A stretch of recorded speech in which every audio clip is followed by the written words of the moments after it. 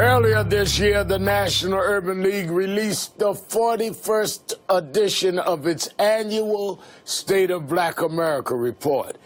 And to crib the report's own language, if full equality in 2017 was a pie, then Black and Hispanic Americans would only get about 3 slices, and even that is newly threatened in the Trump era.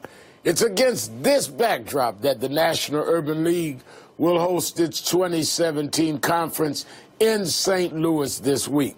Joining me now is Marc Morial, president of the National Urban League and former mayor of New Orleans.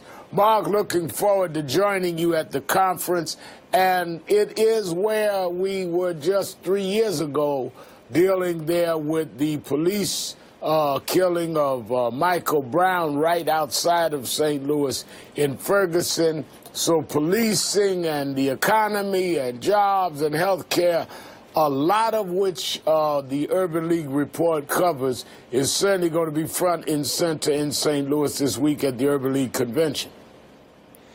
Reverend, first of all, thank you for having me, and I want to thank you for joining us this week in St. Louis. Yes, we'll be in St. Louis. We will be talking about how to save our cities and protect our progress. And a highlight of St. Louis will be the dedication of the St. Louis Urban League's brand new Community Empowerment Center, which is located in Ferguson on the site of the old burned out Quick Trip store. At that site and in that facility, we will launch our Save Our Sons program.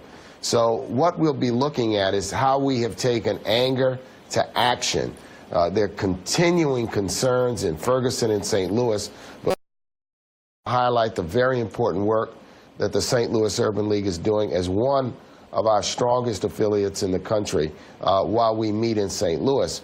We'll also continue our conversation about the state of Black America. We will look at the progress we made and the unfinished business from the Obama administration and the headwinds we face on health care and voting and a whole range of issues with the new administration and the new Congress. We'll talk about our infrastructure plan, the Main Street Marshall Plan, which is the only comprehensive infrastructure plan released by any organization to date.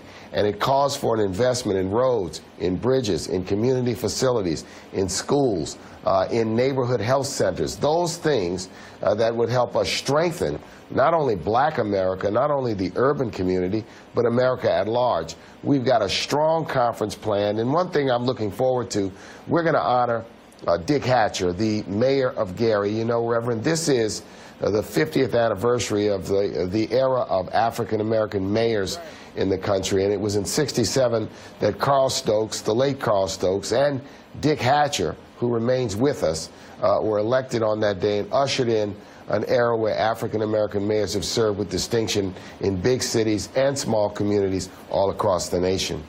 Now, let me ask you, Marc, the Urban League has always been nonpartisan and certainly has had the embrace or respect of all administrations. I remember when you first came in as president of the Urban League over a decade ago, even President George Bush, who many of us were protesting, came and spoke at the Urban League. It was, I remember he came down on the rope line and he and I kind of got into back and forward.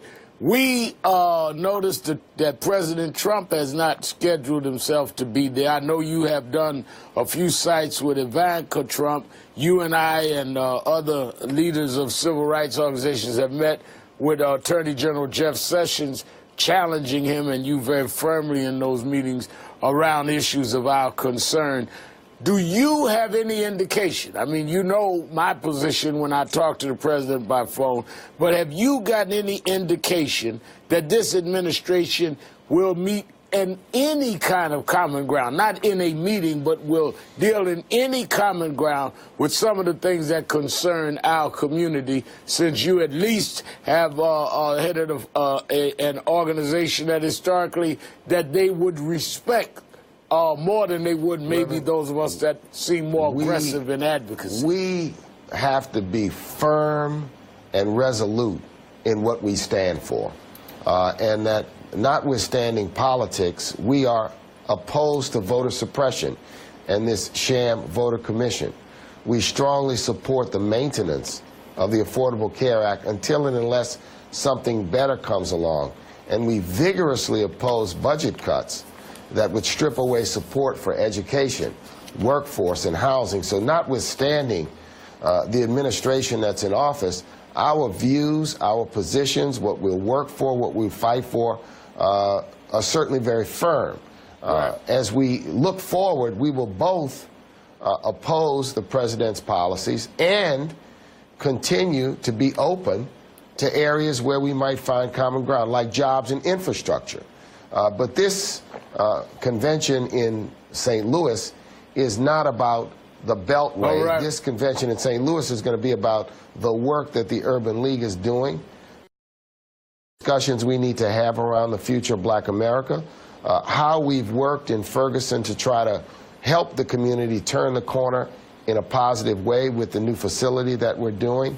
We're going to focus on helping people connect to jobs. And I've got to go, but I'll be joining you there. Certainly great work, and certainly thank you, Reverend. As you continue as a strong advocate. If they're not reaching out to you, I don't know what I can say. Thank you, Marc Morial.